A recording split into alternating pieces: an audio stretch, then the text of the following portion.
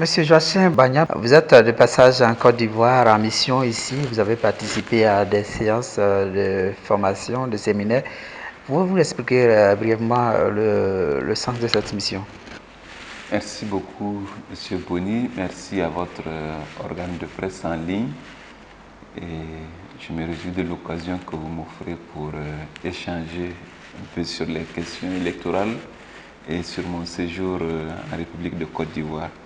Donc, ce séjour de formation Bridge a été rendu possible grâce au programme des Nations Unies pour le développement en Côte d'Ivoire et l'Institut Gorée qui, dans leur activité de soutien au processus électoral, ont prévu donc le renforcement des capacités de certaines parties prenantes au processus électoral, comme les organisations de la société civile, les médias, les partis politiques et dans les mois à venir, la CEI. La Commission électorale indépendante en Côte d'Ivoire qui jusque-là peine à faire l'unanimité. Quel est le regard que vous jetez sur cette commission électorale de l'extérieur? Bon, de l'extérieur comme de l'intérieur, on peut avoir le même point de vue. Et il faut dire que la CEI, comme n'importe quel organe de gestion des élections, que ce soit en Côte d'Ivoire ou dans d'autres pays, cristallise toujours les passions quant à sa mise en place et à sa formation. Vous qui avez été vice-président de la commission électorale indépendante au Burkina Faso, pensez-vous qu'on gagne les élections forcément par la commission électorale? Est-ce que la commission électorale est un organe qu'il faut contrer pour espérer gagner des élections? Non, c'est une mauvaise compréhension du rôle des organes de gestion des élections. Parce qu'en vérité, une commission professionnelle animée par des acteurs consciencieux de l'enjeu ne peuvent absolument rien faire pour un candidat. Donc c'est une vue de l'esprit, sinon les élections se gagnent dans les urnes et dans l'animation politique du parti et dans le discours qu'il tient à l'endroit des électeurs. Partout dans nos différents pays, toutes les commissions électorales s'appellent pour qualificatif l'indépendance, commission électorale indépendante. Alors vous qui avez été vice-président de la commission au Burkina, pensez-vous que cette indépendance a vraiment un sens, d'autant plus que les commissions électorales sont soutenues financièrement par les États? Je me rappelle les débats houleux qu'il y avait eu dans un pays frère, le Bénin, sur l'appellation de la commission électorale. Est-ce qu'il fallait dire une commission électorale indépendante ou autonome, pour dire que les acteurs du processus électoral eux-mêmes accordent un point d'honneur à l'indépendance de la structure qui est chargée d'organiser les élections. Maintenant, est-ce que ce I est vraiment synonyme d'indépendance? Là est la question. De mon point de vue, l'indépendance au moins structurelle est accordée. De par les textes, il y a l'indépendance. Il appartient maintenant aux hommes et aux femmes qui animent ces commissions de se comporter de manière à profiter au maximum de cette indépendance qui est accordée. Et pour ce qui est des questions de financement, je crois qu'être indépendant ne veut pas dire se dérober du principe de reddition de comptes, que le budget soit voté directement par l'Assemblée nationale et mis à la disposition de la CEI, ou que cet argent provienne du ministère des Finances et donc du gouvernement. Il y a toujours le principe que c'est de l'argent public et on doit rendre compte du bon usage de cet argent. Le plus important pour moi, c'est que ces moyens soient mis à bonne date à la disposition de la CEI afin qu'elle puisse dérouler son programme conformément au chronogramme qu'il a proposé au gouvernement. Sinon, vous savez, nos pays ne sont pas si riches que ça. Alors, on a l'habitude de dire que tout est prioritaire. Donc, dans des pays où tout est prioritaire, moi, je ne suis pas scandalisé que le gouvernement mesure des pour et des contre, regarde un peu ce qui est dans sa cagnotte avant de pouvoir mettre une certaine somme à la disposition de la CEI pour l'organisation des élections. Du reste, toutes les élections qui ont été organisées ont toujours été financées majoritairement par le gouvernement. Donc, le plus important, c'est que les moyens soient là et que ces moyens soient mis à bonne date afin de ne pas compromettre le respect du calendrier électoral. Quelle indépendance avec des structures, des organes en charge des élections qui sont composés de représentants de partis politiques? Est-ce que ces représentants de partis politiques ne prennent pas des ordres dans leur famille politique initiale pour venir contrebalancer les décisions de la commission centrale? Vous savez, il y a au moins 3 grandes façons d'organiser les élections au niveau des structures. Vous avez des organes de gestion des élections qui sont dits indépendants, comme le vôtre, comme le nôtre. Vous avez des OGE de type gouvernemental et puis des OGE mixtes. Donc nous avons fait l'option, en tout cas dans la sous-région ici, des organes de gestion indépendantes. Et dans la composition de ces CEI, CENI, les appellations divergent selon les pays, c'est les partis politiques qui ont exigé de faire partie de ces commissions.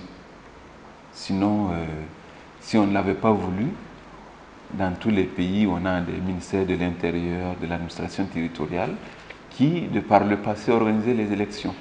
Je crois que c'est du fait que les partis politiques en compétition n'ont pas confiance à l'administration, parce que pensant que l'administration se confond au parti pouvoir, donc les partis ont voulu qu'il y ait des organes de gestion des élections indépendants du gouvernement.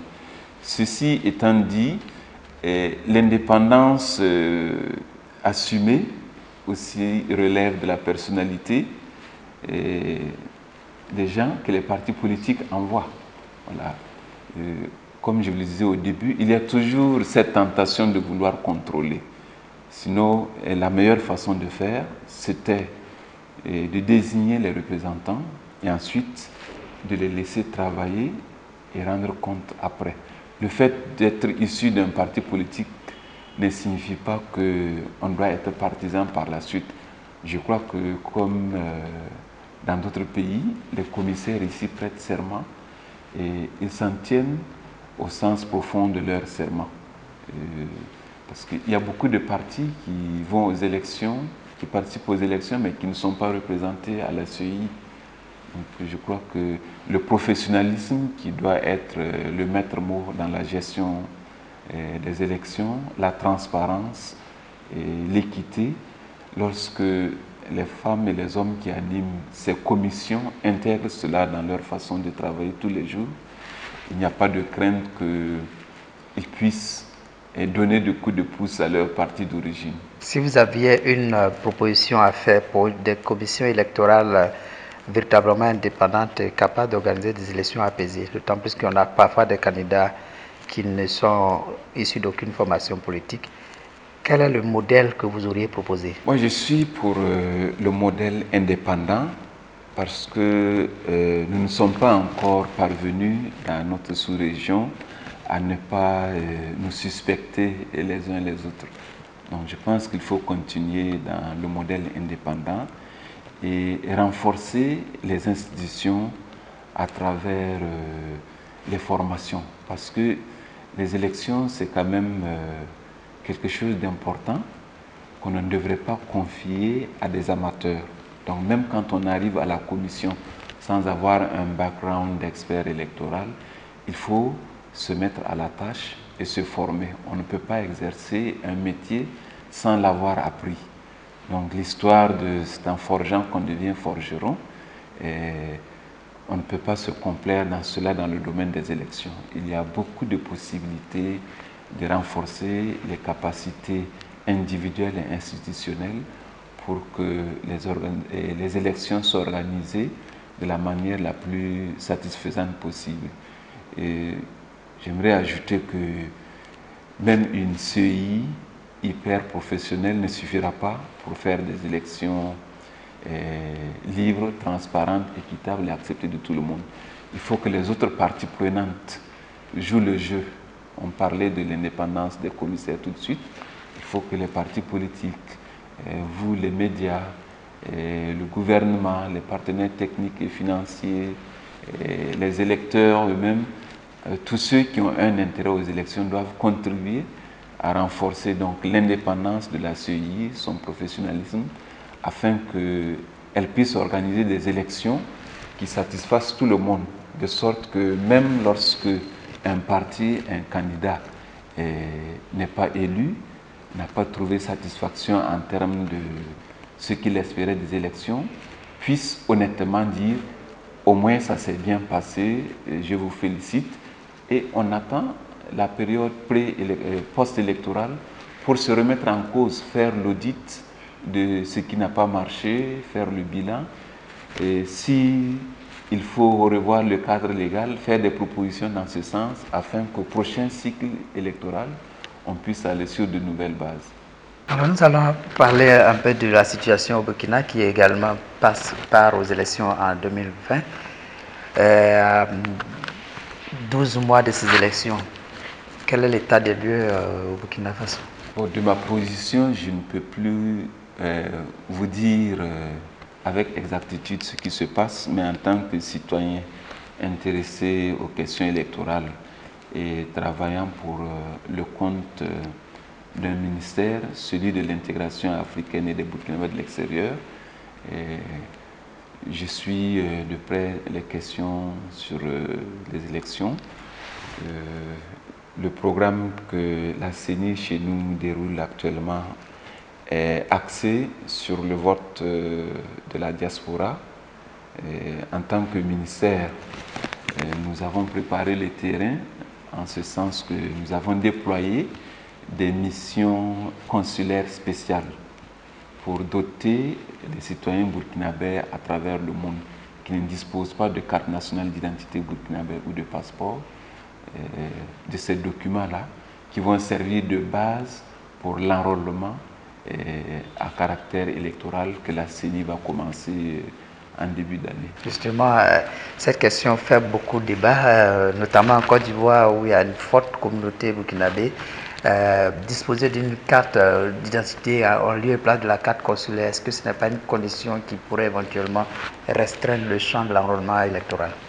Non, pas du tout, parce que déjà c'est la loi électorale du pays qui dit qu'il faut présenter la carte nationale d'identité burkinabé ou le passeport pour être enrôlé comme électeur. Donc on ne peut pas travailler en dehors de ce cadre légal-là. Maintenant, ce qui peut être dit, c'est critiquer l'option d'abandonner la carte consulaire. Et en son temps, le débat a fait rage au sein de la classe politique.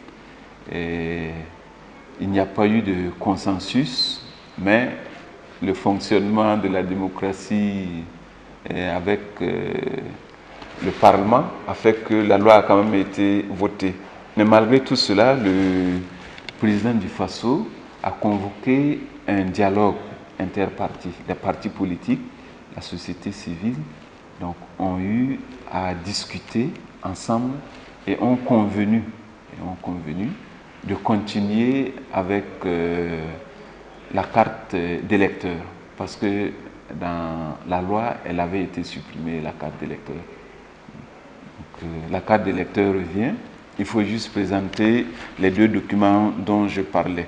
Et il ne faut pas se cristalliser sur la carte consulaire de mon point de vue, parce que c'est un document qui n'a cours qu'en Côte d'Ivoire. Oui, la carte consulaire n'a d'intérêt pour un Burkinabé que quand il réside en Côte d'Ivoire. Hors du pays d'accueil, on se connaît tous par la CNIB. Donc quoi de plus normal que de prendre un document qui est consensuel, qui va être utilisé par tous les Burkinabés dans le monde entier.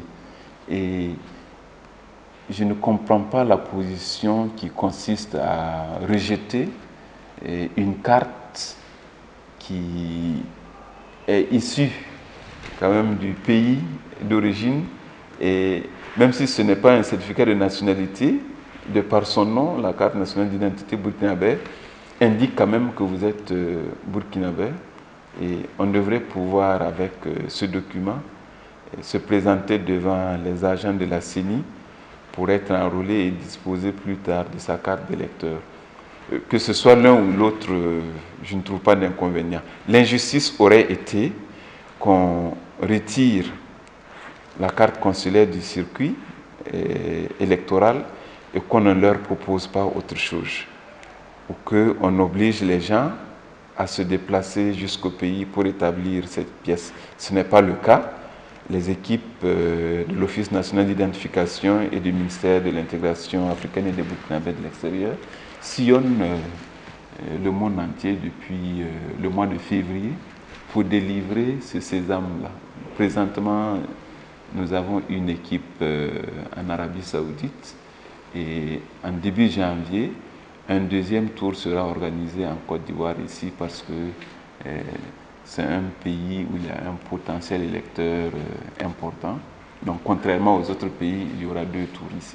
Vous voulez bien vous présenter vos voeux pour la fin d'année, vos voeux à la population burkinabé qui vous suit, et vos voeux à toute la population de la sous-région à laquelle nous appartenons.